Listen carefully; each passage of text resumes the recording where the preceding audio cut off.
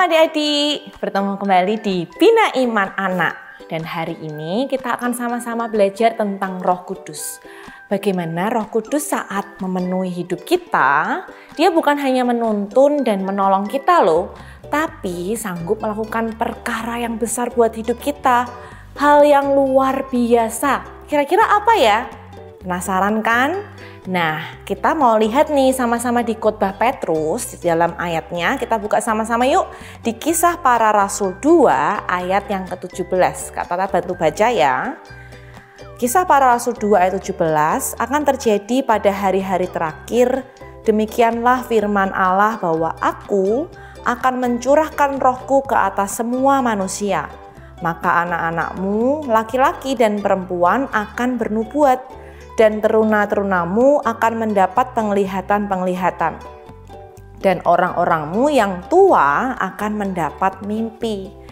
Nah, di sini dikatakan bahwa saat rohku atau Roh Kudus itu tercurah ya untuk kita semua manusia, anak-anak laki-laki, perempuan, mereka bisa bernubuat, dan pemuda-pemuda mereka mendapat penglihatan, dan orang tua itu mendapatkan sebuah mimpi.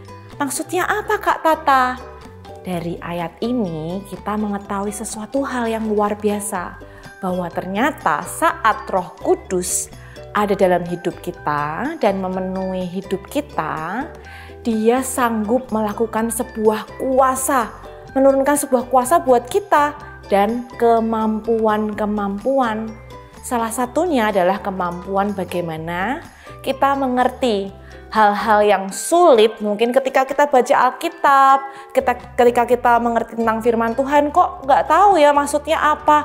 Disuruh jadi terang, garam, tapi maksudnya apa? Nah, Tuhan mampukan kita mengerti hal-hal yang sulit itu. Dan juga ternyata Tuhan itu memberi sebuah pesan. Pesan dari Tuhan untuk kita. Pesan tentang mungkin masa depan, saat ini, atau masa lalu. Kira-kira saat itu terjadi karena apa ya? Tuhan ingin apa ya? Nah, ternyata nubuat itu bukan hanya untuk kita, atau pesan itu bukan hanya untuk kita, tapi Tuhan bisa pakai hidup kita ini untuk mengatakan hal-hal perkataan yang benar dan baik untuk teman-teman, orang tua, dan semua orang yang ada di sekeliling kita.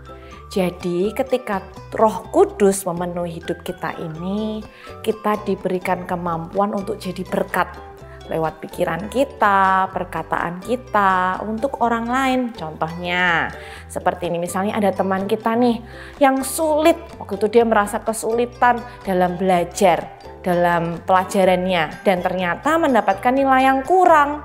Sedih dong pasti ya, merasa aduh nggak bisa. Nah, Roh Kudus memberanikan kita untuk mendekati teman kita dan berkata-kata hal yang benar. Misalnya kita bilang, semangat, nggak apa-apa dapat nilai yang kurang. Kan kemarin, hari ini kita harus lebih semangat ya, karena Tuhan beri kita kepintaran loh. Tuhan beri kita kemampuan loh saat kita mau berdoa sama Tuhan. Jadi kita harus semangat belajar. Nah, pasti teman kita akan terhibur kan dan merasa senang.